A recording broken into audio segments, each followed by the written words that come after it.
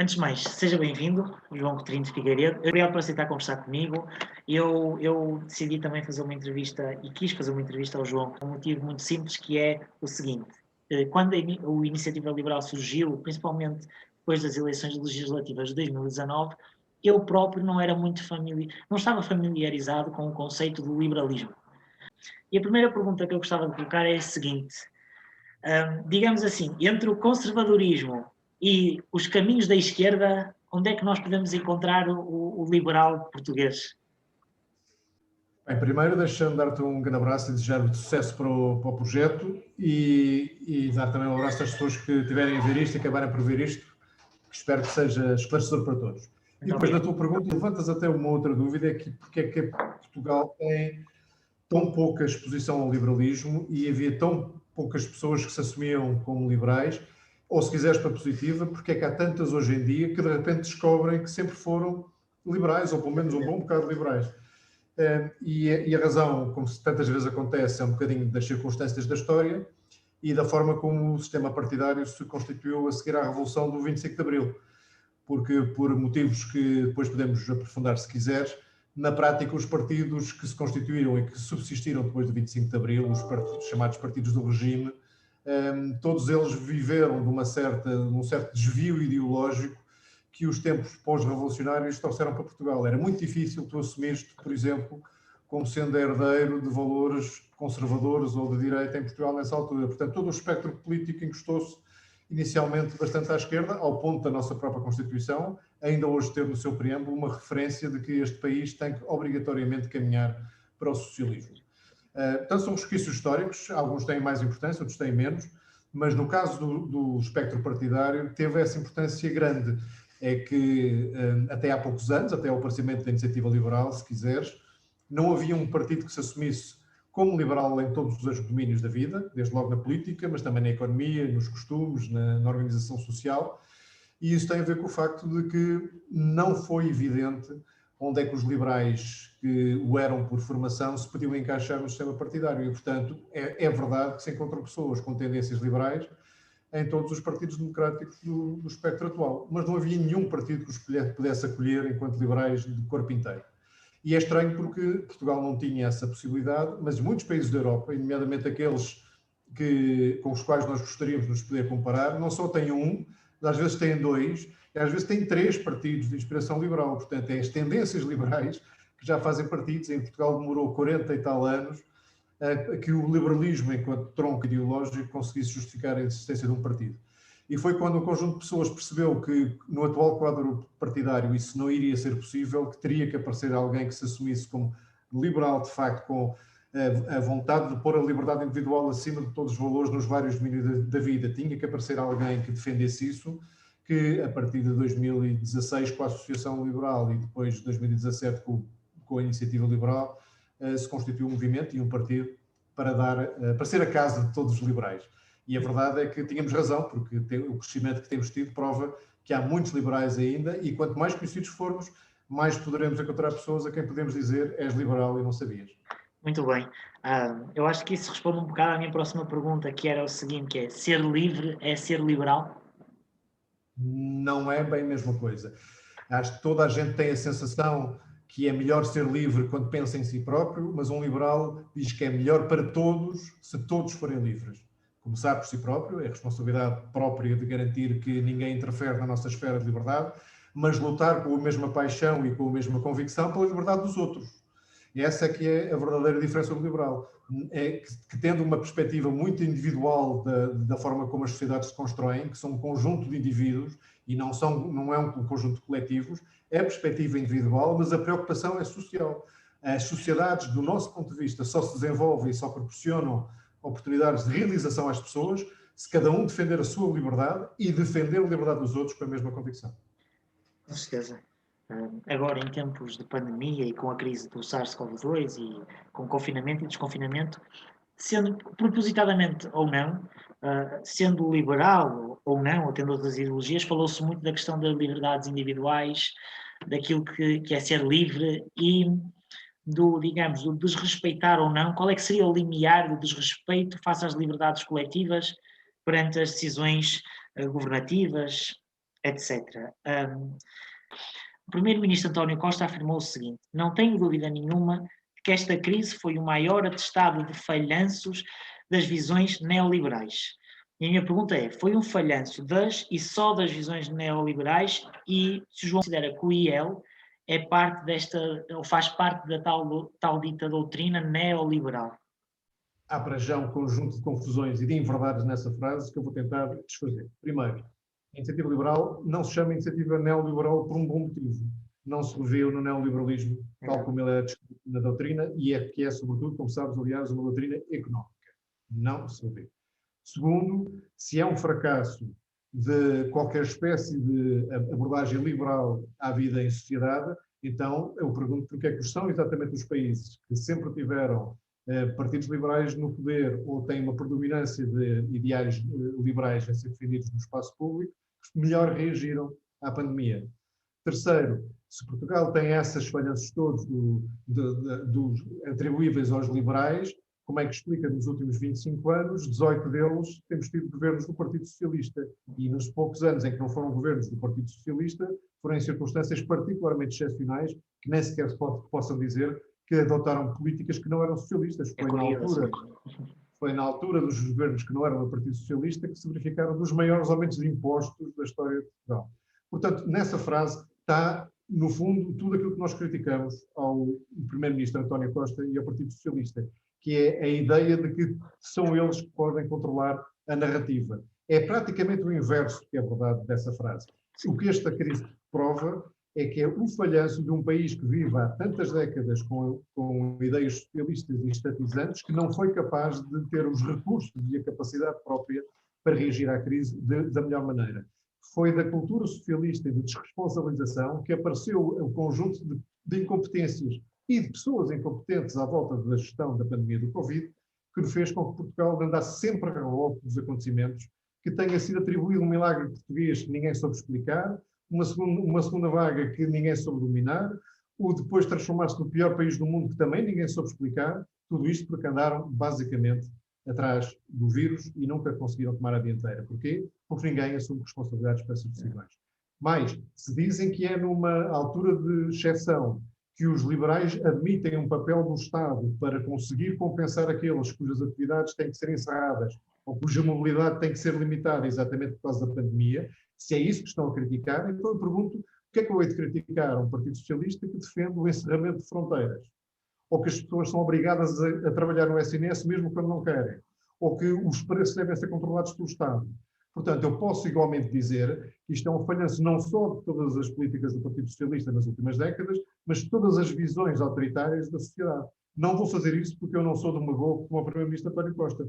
Vou dizer é em termos de exceção, e uma pandemia é um termo de exceção, como seria uma grave segurança pública ou um conflito militar, em graves momentos de exceção, não é a altura em que se vê a coerência e a força das convicções políticas e ideológicas. Aí há que acudir às emergências. E acho que o principal objetivo é que as pessoas que têm necessidades possam ser socorridas. Nós não faremos das nossas convicções ideológicas impedimento para resolver os problemas em situações de emergência. Mas dizemos, e repito isto, Fernando, e a todos os que estão a ouvir, se Portugal fosse um país liberal há mais tempo, teria reagido muito melhor a esta crise do que conseguiu reagir. Com certeza, acho que ficou claro. João, economicamente nós já entramos numa crise, assim digamos, acentuada. Há muitas empresas a precisar de dinheiro para salvar o negócio, para manter os seus trabalhadores. A minha pergunta é, para quando, na opinião do João Coutinho Figueiredo, da Iniciativa Liberal, para quando o desconfinamento? Sei que não é o Primeiro-Ministro, sei que esta pergunta provavelmente não deveria estar a ser colocada ao João Coutinho Figueiredo, mas... Eu vou fazer uma coisa que não gosto muito de fazer, mas acho que uma questão de honestidade devo fazer, que é, eu gostava de responder com mais certeza, mas não tenho os dados suficientes e atualizadamente suficientes para poder responder. E isto é coerente com o que dissemos desde o princípio da pandemia. Os dados, as decisões e, sobretudo, as decisões de confinamento e de restrições de liberdades têm que ser baseadas em dados científicos e em medidas que sejam comprovadamente eficazes no combate. Tendo dito isso, não vou fugir à tua pergunta. Eu acho que já devíamos estar a desconfinar. Mas quando digo isto, não falo do ato de desconfinamento só como o levantamento das restrições. O ato de desconfinamento tem que ser mais que o levantamento das restrições à mobilidade ou à atividade. Tem que ser um conjunto de medidas que passa, obviamente, pelo levantamento das restrições, mas tem que incluir um plano de testes muito mais intensivo, muito mais regular, com uma componente aleatória, obviamente gratuito, para que consigas detectar mais rapidamente as pessoas que possam estar ainda na fase assintomática, por exemplo. Depois desse rastreamento, desse plano de testes, as pessoas que sejam diagnosticadas como positivas têm que ser devidamente rastreadas para que esses contactos dessas pessoas sejam fácil e rapidamente identificados. Depois dos que são identificados como positivos, tem que haver estratégias de isolamento rápido também, para que as cadeias de transmissão sejam quebradas logo ao início. E, finalmente, todo este esforço tem que estar enquadrado num plano de vacinação muitíssimo mais agressivo, muitíssimo mais acelerado do que aquele que temos visto até agora. É verdade que o novo coordenador da Task Force de vacinação parece ter mais pressa, parece ter menos preconceitos ideológicos em relação a usar locais de vacinação fora do Serviço Nacional de Saúde, mas se nós conseguimos antecipar, por exemplo, um mês no atingimento da unidade de grupo, estamos a salvar centenas ou se calhar milhares de vidas, e isso tem que ser tido em consideração. Mas, portanto, como te digo, o confinamento para nós devia começar já, e devia começar primeiro pelas escolas, que é onde o atraso pode ser mais dramático a prazo, devia começar já, e devia começar com estes planos que eu falei, de teste, de rastreamento, de isolamento e de vacinação devidamente integrados. Se tivéssemos um governo competente capaz de fazer esses planos, já o devíamos estar a fazer, e não é adiar para dia 11 de março, ou que é conhecimento de um plano que já sabemos que não vai vir completo. Ótimo. Sim, pelo que eu estive a pesquisar, posso estar enganado porque tive algumas dúvidas sobre o clima, mas não há ainda nenhuma auditoria ao processo de recomposição do capital da TAP. Tem dúvidas, eu li que o João tem dúvidas de que esta empresa seja estratégica para o Estado e para o país. Porquê? Eu tinha um professor que me dizia, quando tens que argumentar que uma decisão é estratégica, quer dizer que ela provavelmente não tem outro bom motivo para ser tomada. É uma palavra que se usa quando não se consegue dizer as palavras que interessam, que é o investimento é rentável, o investimento é viável, o investimento é uma expansão bem-sucedida. Nada disso pode dizer sobre a TAP. Então, o que é dito para justificar essa palavra estratégica, que é perigosíssima quando se argumenta à volta de investimentos, sobretudo investimentos públicos? Diz que é estratégica porque assegura a coesão territorial de Portugal. Isto é verdade em relação às regiões autónomas, que são descontínuas, têm um bocado do Oceano Atlântico por meio. É verdade. Não é verdade que para assegurar essas ligações e a preços que sejam confortáveis pelas populações, tenhas de ter uma companhia aérea. Dizem que é das maiores exportadoras de Portugal. Esquecem-se de dizer que é das maiores importadoras de Portugal também. Dizem que contribui 2% para o PIB. Não é verdade, chumbavam no primeiro ano de economia, porque o PIB não se mete pelas vendas, mete-se pelo valor acrescentado. E se formos ver hoje o valor acrescentado da TAP, ele não chegará a 0,5% do PIB. E, no entanto, está a receber quase metade de todos os apoios de Covid que foram concedidos até agora. Quase metade, uma única empresa, entre 400 mil cá em Portugal, que representa menos de 0,5% do PIB e está a receber metade de todos os apoios para toda a economia. Isto não faz sentido absolutamente nenhum. Mesmo que o investimento fosse rentável para o Estado, mesmo que o fosse, porque se é rentável para o Estado, é certamente também rentável por outros e seria certamente mais bem gerido por outros. Porque mesmo que corra tudo bem, que, lamento dizer, não vai correr, fica já aqui a profecia, não vai correr bem, e os portugueses vão ficar muitos anos a pagar a TAP, mas mesmo que corresse bem, imagina o que é uma companhia onde o Estado tem uma influência determinante a decidir que rotas faz e não faz, que salários paga ou não paga, que fornecedores escolhe ou não escolhe, com todas as influências políticas e de interesses próprios, que inevitavelmente os representantes do Estado, os administradores do Estado, teriam nessa empresa. Vai, infelizmente, ser um desastre. E vão chegar a esta conclusão demasiado tarde, não se vão conseguir defender os postos de trabalho, que seria uma das poucas vantagens que esta intervenção tem, e vamos ficar pior, menos bem servidos, porque não vamos ter nada, nenhuma base a partir da qual possamos construir uma alternativa àquilo que foi a TAP no passado. O termo estratégico pode ser estratégico de várias formas, pode ser estratégico até partidariamente, não é? Nós só ouvimos estratégico. Mas se calhar é isso que estão a dizer, e eu vejo só documentos, é isso que estão a dizer, assumam, digam. Isto é importante para nós termos determinado tipo de influência sobre a forma como a economia funciona. Então, é mais uma manifestação de estatismo. Não venham a dizer que não vai custar um horror de dinheiro aos contribuintes portugueses. Eu já tenho comparado publicamente este caso com o Novo Banco. Nós estamos há anos a discutir o Novo Banco e a maneira como foi resolvido e na prática a intervenção do Estado se verificou. Anos a discutir isso, já depois das decisões tomadas, já depois de estarem injetados quase 9 mil milhões de euros no Novo Banco. Depois, nós queremos que a discussão sobre a TAP tenha sido antes. Como agravante, a TAP, ao contrário do Novo Banco, não tem o limite máximo daqueles acordos de capital contingente que existem no Novo Banco. Portanto, a TAP pode ser, espero, não estou a fazer, não quero agoirar, espero que não tenha razão, mas pode ser um buraco maior que o Novo Banco. É assustador pensar nisso. É normal passar-se um ano e ainda não existir um plano de reestruturação da TAP que seja conhecido? Não, não é normal. Não é normal outras coisas, não é normal as organizações representativas dos trabalhadores terem sido ouvidos 10 dias antes de submeterem o plano a Bruxelas. Não foi normal nós termos pedido o plano inicial de liquidez que justificou o apoio de emergência durante 4 meses e quando apareceu eram 3 folhas de papel que eu não penso que aquilo fosse suficiente para justificar um empréstimo de 50 euros entre amigos, quanto mais de 1.200.000 euros do Estado a uma companhia que era privada na altura. Não é normal que não se conheça, apesar de várias existências, este plano de reestruturação aqui na Assembleia da República e nas audições que já houve, que era o Presidente do Conselho de Administração, que era o Presidente da Comissão Executiva, se continua a saber muito pouco sobre os detalhes mais interessantes do plano, que apareceu aqui na Assembleia da República, rasurado e com as partes mais interessantes escondidas dos representantes dos portugueses. Claro. Pois, sendo assim, eu passo para outra questão, já que estamos a falar de assuntos muito importantes para o país. O João acredita que o portal para a transparência na aplicação de fundos europeus tem tudo para funcionar bem? Pois, como sabes, fazes a pergunta porque nós propusemos um portal de transparência, mas o nosso portal que propusemos, e foi aprovado depois de algumas situações rocambolescas aqui na Assembleia e o PS a dar o dito não dito, mas o nosso previa que fosse administrado por uma entidade independente, montado do ponto de vista tecnológico e depois monitorizado por uma entidade independente. Não foi essa a solução adotada.